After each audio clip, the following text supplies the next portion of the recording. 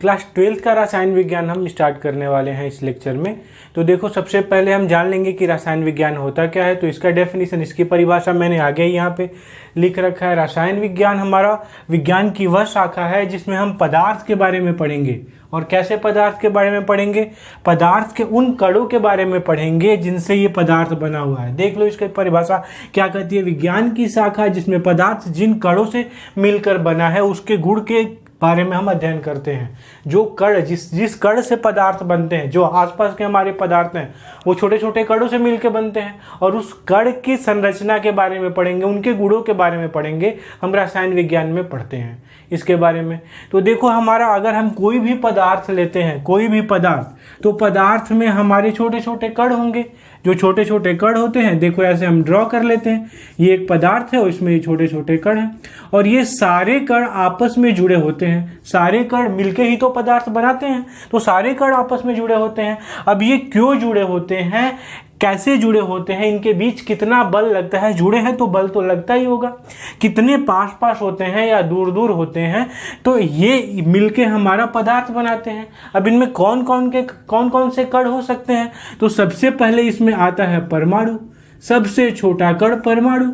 परमाणु हो सकता है, परमाणुओं से मिलकर कोई पदार्थ बन सकता है, या फिर अणुओं से मिलकर बन सकता है। ये अणु क्या होते हैं? जब भी परमाणु आपस में एक दूसरे के साथ ग्रुप बनाते हैं, समूह बनाते हैं, जुड़ जाते हैं, तो सबसे पहले अणु बनते हैं। अब परमाणु क्यों जुड़ते हैं इसके बारे में हम जानेंगे। इस रसायन विज्ञान में बताया गया कि क्यों जुड़ते हैं। तो परमाणु से मिलकर बन सकते हैं, या अणु से मिलकर पदार्थ हमारा बन सकता है, या फिर और किस चीज से मिलकर बन सकता है? आयन। आयन से मिलकर बन सकता है। तो ये आयन क्या होते हैं? तो परमाणु ही आयन में बदल जाते हैं। जैसे एक परमाणु लिया और परमाणु के अंदर इलेक्ट्रॉन घूमते रहते हैं इसके बाहर, इसकी कक्षा में, ये तो जानते होंगे, इसके बाहरी कक्षा में इलेक्ट्रॉन घूमते रहते हैं। अब ये इलेक्ट्रॉन जैसे ही इसमें से बाहर निकल जाते हैं, क्यों बाहर निकलते हैं इसके बारे में हम जानेंगे। लेकिन मान लो एक इलेक्ट्रॉन बाहर निकल जाते हैं, तो ये जो परमाणु है वो आयन में चेंज हो जाता है। या फिर बाहर से किसी परमाणु को एक इलेक्ट्रॉन मिल जाता है तो भी वो आयन में चेंज हो जाता है। तो जब भी कोई परमाणु इलेक्ट्रॉन को बाहर दे देता है या फिर इलेक्ट्रॉन को ले लेता है तो वो आयन बन जाता है। तो हम देखते हैं यहाँ पे कि जो पदार्थ है हमारा, कोई भी पदार्थ, उसमें परमाणु हो सकते हैं, अणु हो सकते हैं, आयन हो सकते हैं, और एक दूसरे के साथ जुड़ के और पदार्थ बनाते हैं। अब जुड़ने पे इनके बीच बल लगता है, अंतर आणविक बल जिसको बोलते हैं। इनके बीच कुछ डिस्टेंस भी होता है, इनके बीच कुछ जगह होती है, तो उसको बोलते हैं अंतर आणविक दूरी या अंतर आणविक स्पेस, ऐसा बोलते हैं उसके बीच में। तो ध्यान दो, इसके सारी चीजों के बारे में हम पढ़ेंगे अभी। तो इसको पढ़ने के लिए, रसायन विज्ञान को और सरल करने के लिए और इजी करने के लिए, रसायन विज्ञान को 12th में हमारे सिलेबस में 3 पार्ट में डिवाइड कर दिया गया है। तो देखते हैं रसायन विज्ञान के कितने पार्ट होते हैं। इसको देखते रहो, समझते रहो अच्छे से। अगर समझ नहीं आता तो कमेंट करके बताओ कि कहाँ पे समझ नहीं आ रहा। तो देखो, सबसे पहले हम देखते हैं कि रसायन विज्ञान का कौन कौन सा भाग होता है। तो जो सबसे पहला भाग होता है उसको हम बोलते हैं भौतिकी रसायन। भौतिकी रसायन इसका नाम होता है, भौतिकी रसायन। दूसरा जो हमारा पार्ट होता है उसका नाम होता है अकार्बनिक रसायन। अकार्बनिक रसायन, अकार्बनिक रसायन। और तीसरा जो पार्ट होता है वो होता है कार्बनिक रसायन। कार्बनिक रसायन। अब देखो, इनमें क्या क्या हमको पढ़ना है। तो पदार्थ के बारे में ही पढ़ना है। सभी में पदार्थ जिन कणों से मिलकर बना है, जिन परमाणुओं से मिलकर बना है, उसी के बारे में पढ़ना है। इसमें क्या पढ़ेंगे, एक उदाहरण से समझते हैं। अगर हम पानी को लेते हैं, जल को लेते हैं, तो उसकी 3 अवस्थाएं होती हैं। जल एक हमारा, हमने लिया जल का, तो जल हमारा ठोस में भी होता है।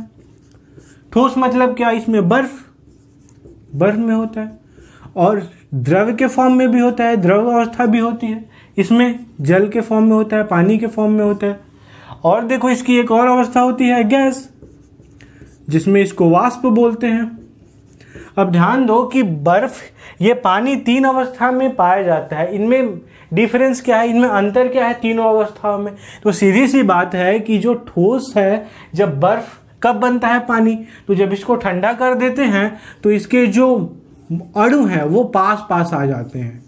बर्फ में इसके अणु पास पास आ जाते हैं। ठोस अवस्था में।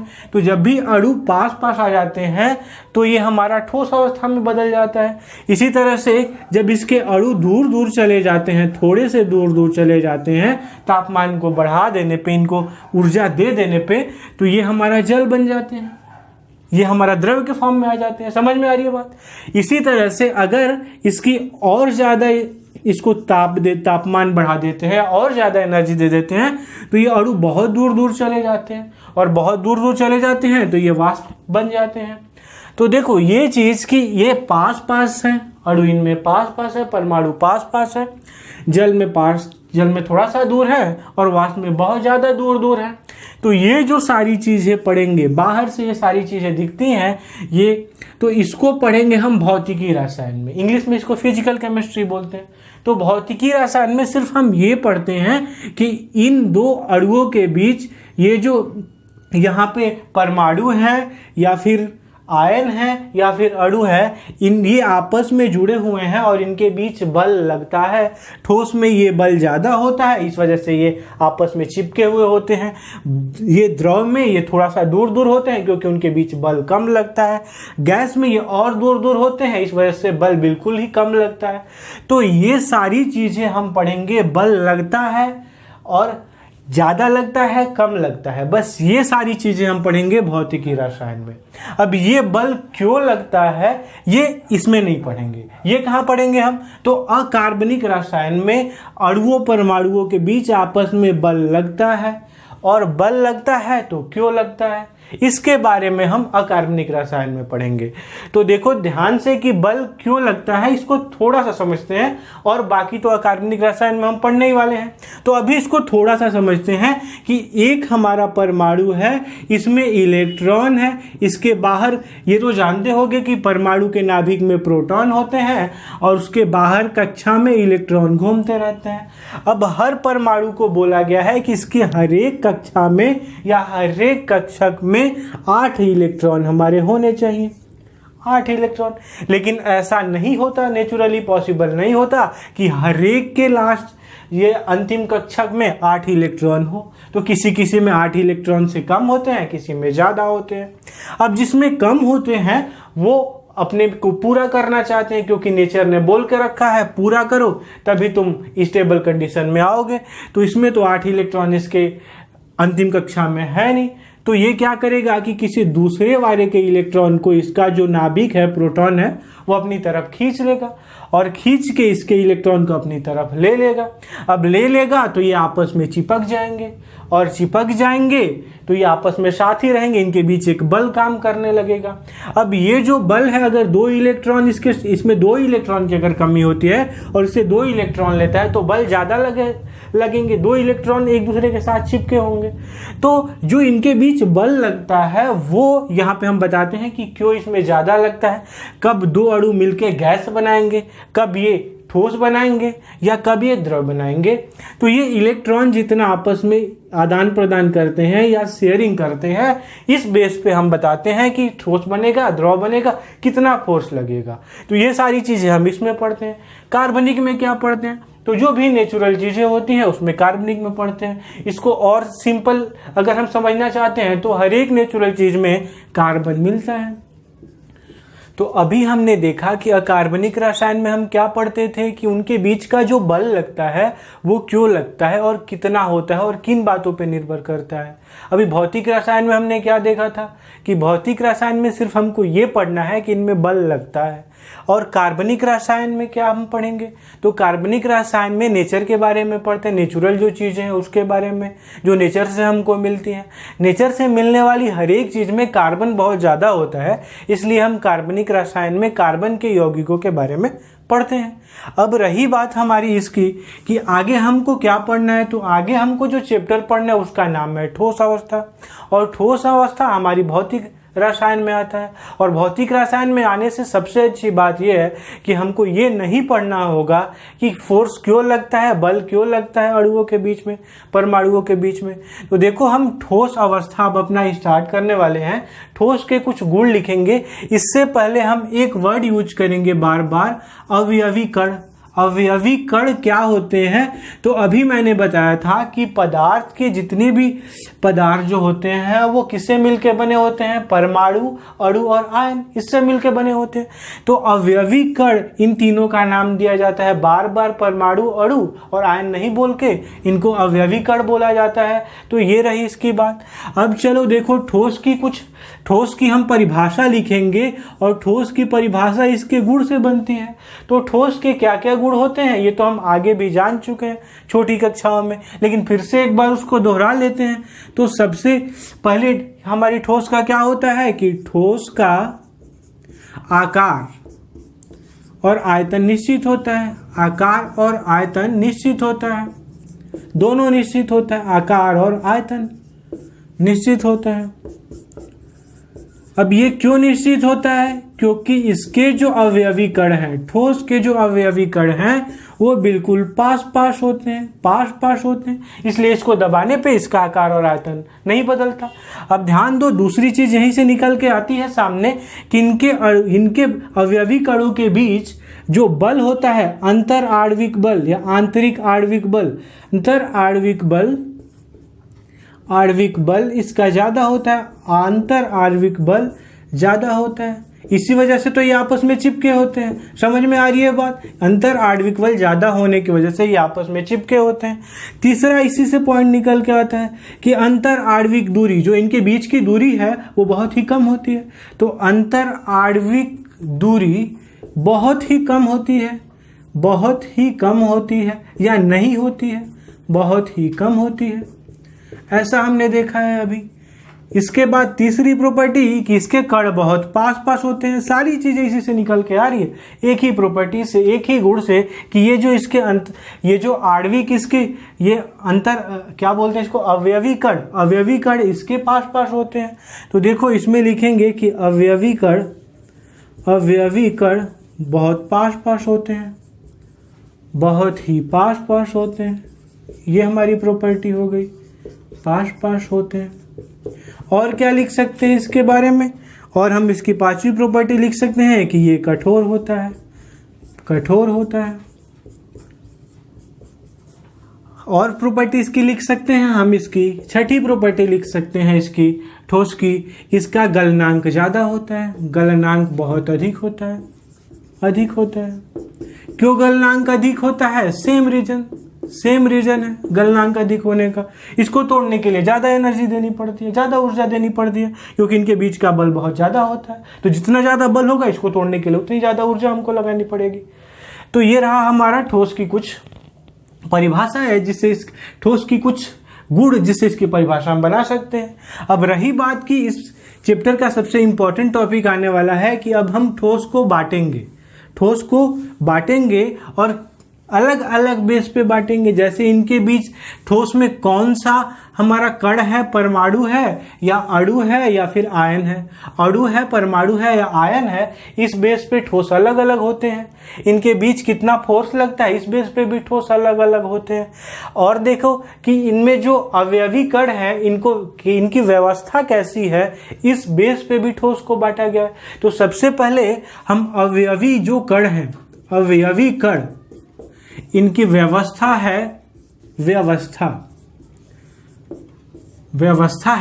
इसके बेस पे हम इसको बांट रहे हैं। व्यवस्था के बेस पे अवयवी कणों की व्यवस्था के बेस पे ठोस को हमने दो भागों में बांटा हुआ है। ठोस को दो भागों में बांटा हुआ है। पहला है क्रिस्टलीय ठोस और दूसरा है अक्रिस्टलीय ठोस। अब ये क्या होते हैं, क्रिस्टलीय और अक्रिस्टलीय ठोस? तो व्यवस्था के बेस पे अवयवी कणों के हम इसको बांट रहे हैं। तो क्या हो सकता है, एक में ऐसा होगा कि जो कण होंगे वो बिल्कुल सुव्यवस्थित होंगे, जैसे 1 के बाद 2 आता है, 3 आता है, फिर 4, 5, 6 ऐसे व्यवस्थित है। ABCDEF एक लाइन में है। अव्यवस्थित का क्या मतलब, 1 आ गया, 2 आ गया, फिर 3 आ गया, फिर कहीं 4 आ गया, 5, तो ये अव्यवस्थित हो गए। तो इसको लिख लेते हैं। इसमें ये अवयवी कण व्यवस्थित होते हैं, सुव्यवस्थित होते हैं। इसमें सुव्यवस्थित नहीं होते हैं। अवयवी कण सुव्यवस्थित नहीं होते हैं, सुव्यवस्थित नहीं होते हैं, सुव्यवस्थित नहीं होते हैं, ये हमारा है। और क्या लिख सकते हैं दूसरा, इसकी परास लंबी होती है, परास इसमें होती है या लंबी होती है, लंबी होती है। इसमें परास छोटी होती है, इसका क्या मतलब है, परास छोटी होती है। इसको एक उदाहरण के साथ समझते हैं कि जैसे ही हम अपने स्कूल में रहते हैं, स्कूल में हमारा फर्स्ट क्लास के लिए एक लाइन खड़ी की जाती है, सेकंड क्लास के लिए एक लाइन, थर्ड क्लास के लिए एक लाइन, और ऐसे करके लाइन वाइज सबको खड़ा किया जाता है। तो देखो इसमें क्या है, पहले फर्स्ट क्लास के बच्चे यहाँ पे मिलेंगे, फिर सेकंड क्लास के, फिर थर्ड क्लास के। अब यहाँ पे देखो क्या होगा कि इसमें कोई व्यवस्था नहीं है, तो कभी फर्स्ट क्लास का मिल जाएगा, कभी सेकंड क्लास का, फिर कहीं फर्स्ट क्लास का मिल जाएगा, फिर कहीं सेकंड क्लास का मिल जाएगा, या फिर कहीं थर्ड क्लास का मिल जाएगा। तो अब ये परास का मतलब यहाँ पे समझो कि यहाँ पे हम लंबा आ जाएंगे, तो लंबा एक के बाद दो, दो के बाद तीन, तीन के बाद चार, और ऐसे मिलता जाएगा। लेकिन यहाँ पे देखो एक के बाद दो मिला फिर खत्म, फिर यहाँ पे एक के बाद दो मिला फिर खत्म, फिर इसके बाद चार मिल सकते हैं, मतलब परास तो हमारी टूट गई। एक दो के बाद तीन आना चाहिए। तो यहाँ पे परास छोटी होती है क्रिस्टलीय ठोस में, और क्रिस्टलीय ठोस में परास लंबी होती है। ये हमारी इसके गुण होते हैं। तीसरी चीज कि इसका गलनांक तीव्र होता है, गलनांक तीव्र होता है, गलनांक तीव्र होता है। इसका क्या मतलब है, और इसका गलनांक में भी परास होती है, गलनांक का परास लंबा होता है, गलनांक का परास लंबा होता है। ध्यान दो इसका क्या मतलब है, गलनांक के परास लंबे होने से। तो ध्यान दो कि क्रिस्टलीय ठोस में एक ही तरह के हमारे जो कण हैं वो व्यवस्थित होते हैं। जैसे हम इसका उदाहरण लेते हैं Na और Cl, Na और Cl ये आपस में मिल के और एक ठोस बनाए हैं NaCl, NaCl। इसमें देखो बहुत सारे, एक ऐसे हम अक्रिस्टलीय ठोस लेते हैं, इसमें बहुत सारी चीजें मिक्स है, A B C D, ऐसे बहुत सारे अवयवी कण हैं आपस में जुड़े हुए हैं। अब देखो इसको अगर हम तोड़ना चाहते हैं तो हमको क्या करना होगा, ऊर्जा देनी होगी, और एक ऐसा ताप आ जाएगा जहां पे ये टूट जाएंगे, और टूटने के पॉइंट को गलनांक बोलते हैं। ये मेल्ट हो जाएंगे, ये लिक्विड में, द्रव में कन्वर्ट हो जाएंगे। तो एक ही पॉइंट पे, एक ही तापमान पे ये Na क्या Cl के साथ जो बॉन्डिंग है, जो ये है, वो टूट जाएगा। ये अलग अलग हो जाएंगे NaCl एक ही तापमान पे, क्योंकि सभी NaCl है। इसमें क्या होगा, तापमान दो, एक ऐसा तापमान आएगा जो A और B को तोड़ेगा, उसके बाद फिर एक ऐसा तापमान आएगा जो B और C को तोड़ेगा, एक ऐसा तापमान आएगा जो C और D को तोड़ेगा। तो इसमें बहुत सारे तापमान मिलेंगे और तब जाके ये मेल्ट होगा, गलेगा। और इसमें देखो एक ही तापमान पे सारा टूट जा रहा है। तो यहाँ पे गलनांक हमारी तीव्र मिल रही है और यहाँ पे गलनांक में परास मिल रहा है। ये इसकी एक विशेषता होती है। अब देखो और विशेषता इसकी देखते हैं, इसमें क्रिस्टलीय ठोस का और अक्रिस्टलीय ठोस का। तो इसमें देखो सबसे इंपॉर्टेंट अभी हम बात करने वाले हैं, सबसे इंपॉर्टेंट कि देखो इसमें जो क्रिस्टलीय ठोस होता है ये विषमदैशिक होता है, विषमदैशिक होता है, और ये समदैशिक होता है, समदैशिक होता है। इसका क्या मतलब है विषमदैशिक और समदैशिक का? तो विषमदैशिक कोई भी पदार्थ है, विषमदैशिक कब होगा? तो जब एक पदार्थ हम लेते हैं, ये यहाँ पे क्रिस्टलीय लिया और यहाँ पे अक्रिस्टलीय लिया। अब इसमें देखो हमारा एक पार्टिकल A है, फिर B है, फिर हमारा C है, फिर D है। ऐसा समझ में आ रही है बात? यहाँ पे देखो फिर A है, B है, फिर C है, फिर D है। ऐसा हमको मिलता है। यहाँ देखो A B C D हर जगह ये फैले हुए हैं। और भी तरह के हैं A B C D, इनकी फिक्स पोजीशनिंग नहीं है कि कहाँ पे होंगे, हर जगह फैले हुए हैं, व्यवस्थित तो नहीं होते ना। अब ध्यान दो कि यहाँ से अगर हम चलते हैं, इस रास्ते से क्रिस्टलीय ठोस में चलते हैं, तो क्या मिलेंगे हमको? सिर्फ A वाले मिलेंगे। यहाँ पे अगर चलेंगे तो क्या मिलेंगे? B मिलेंगे। यहाँ पे चलेंगे C मिलेंगे। यहाँ जाएंगे तब A B C D मिलेंगे। यहाँ जाएंगे तो बी डी मिल जाएंगे। लेकिन इसमें देखो, इसमें क्या हो रहा है, ध्यान से इसको समझते हैं कि हर एक डायरेक्शन में, हर एक दिशा में हम जा रहे हैं तो अलग अलग तरह के मॉलिक्यूल से, अलग अलग तरह के अवयवी कणों से हम होके गुजर रहे हैं। मतलब एक की अलग गुण है, बी का अलग गुण है। समझ में आ रही है बात? अगर ए से गुजरेंगे तो कुछ अलग इफेक्ट हमको फील होगा, बी से गुजरेंगे तो कुछ अलग होगा। इसमें देखो, इसमें कहीं से अगर गुजरते हैं तो ए बी सी डी, यहां से अगर गुजरते हैं तो भी ए बी सी डी, क्योंकि ए बी सी डी रास्ते में तुमको मिलने ही वाले हैं, क्योंकि हर जगह फैले हुए हैं। समझ में आ रही है बात? तो कहीं से भी जाओ तो कहीं ना कहीं ए मिलेगा, कहीं बी मिलेगा, कहीं सी मिलेगा, कहीं डी मिलेगा। लेकिन क्या इसमें कहीं पे भी डी मिल रहा है? नहीं मिल रहा। तो इसमें हर एक डायरेक्शन से, किसी भी दिशा से तुम जाओ तो हर एक डायरेक्शन से सेम चीजें मिलने वाली हैं, एक ही जैसी चीजें। और इसको बोलते हैं समदैशिक होना, और इसको बोलते हैं विषमदैशिक होना, क्योंकि हर एक अलग अलग दिशा से जा रहे हो तो अलग अलग इसका इफेक्ट हो रहा है। तो ये बहुत ही इंपॉर्टेंट है, बहुत ही महत्वपूर्ण है। ये पूछा जाता है कि समदैशिक किसको बोलते हैं और विषमदैशिक किसको बोलते हैं। तो ये क्रिस्टलीय ठोस विषमदैशिक होता है और अक्रिस्टलीय ठोस समदैशिक होता है। और इसका पॉइंट है कि जब भी क्रिस्टलीय ठोस को हम काटते हैं तो देखो, ये हमारा क्रिस्टलीय ठोस है, ए बी सी, यहाँ पे ए है, ए है, ए है, यहाँ पे बी है, बी है, बी है। अब ध्यान दो, इनके बीच गैप भी होता है। अभी आगे हम पढ़ेंगे कि जो ठोस होते हैं इनके बीच कुछ गैप भी होता है, क्योंकि एक यहाँ पे तो अक्रिस्टलीय ठोस में एक छोटा होता है, एक बड़ा। तो इसमें कोई फिक्स नहीं है कि कैसे कैसे हैं, एक मॉलिक्यूल इतना भी बड़ा हो सकता है, एक इतना छोटा भी हो सकता है। तो इसमें कहीं से काटो तो हमको देखो यहाँ पे कैसा शेप मिल रहा है, ऐसा, फिर ऐसा, फिर ऐसा। ये बनाएंगे तो ऐसा कुछ शेप हो जाएगा। देखो ध्यान से, ये शेप मिल रहा है, ये देख रहे हो, ये वाला शेप, ये वाला शेप, ऐसा मिल रहा है। इसमें देखो, अगर हम इसको काट दिए, यहां से काट दिए तो सब देखो बिल्कुल, अगर छोटे छोटे हैं तो बिल्कुल ऐसे मिलेंगे। अगर मॉलिक्यूल तो बहुत छोटे छोटे होते हैं तो बिल्कुल यहाँ पे स्मूथ मिल रहा है। समझ में आ रही है बात? बहुत छोटे छोटे हैं ना, और काट दिए तो बिल्कुल स्मूथ मिल रहा है। इसमें तो हर एक की साइज अलग अलग है, तो अलग अलग तरीके से ये छोटा मिल जाएगा, ये बड़ा मिल जाएगा अगर हम तोड़ेंगे या काटेंगे तो। बात समझ में आ रही है? तो इसको काटने पे हमको चिकनी सतह मिलती है, चिकनी सतह मिलती है काटेंगे अगर तो। और इसमें चिकनी सतह नहीं मिलती है, चिकनी सतह नहीं मिलती है, खुरदरी सतह मिलती है, सतह नहीं मिलती है, ऐसा।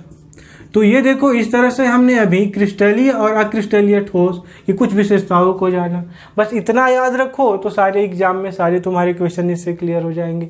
लास्ट इससे क्वेश्चन पूछ सकता है कि अक्रिस्टलीय ठोस का उदाहरण बताइए। इसके बाद इस चैप्टर से हमें, इस चैप्टर में इसको नहीं पढ़ना, क्योंकि यहीं तक ये सिलेबस में है। अब आगे हम क्रिस्टलीय ठोस के बारे में पढ़ेंगे। तो अक्रिस्टलीय ठोस का उदाहरण पूछ देता है तो रबर दे देना, कांच दे देना, ये बता देना, या और भी कोई अकार्बनिक यौगिक बता दोगे। तो ये अक्रिस्टलीय ठोस के उदाहरण हैं। यहाँ से बस इतने ही क्वेश्चन आते हैं। तो देखो, ये हमारा इतने टॉपिक आज के लेक्चर में हमने कवर किया। रसायन विज्ञान, इसके भाग, पदार्थ की अवस्था, जो ठोस, द्रव और गैस होता था, ठोस और इनके गुण के बारे में देखा, अवयवी कणों की व्यवस्था के आधार पर जो ठोस है उसको बांटा गया है, इसके बारे में देखा कि कैसे उनकी व्यवस्था है। और वो दो तरह के होते थे, क्रिस्टलीय, अक्रिस्टलीय। तो वीडियो को ज़्यादा से ज़्यादा बच्चों तक शेयर किया करो। तुम्ही लोगों के लिए वीडियो तो बनाया जा रहा है। मिलते हैं हम अगले वीडियो में।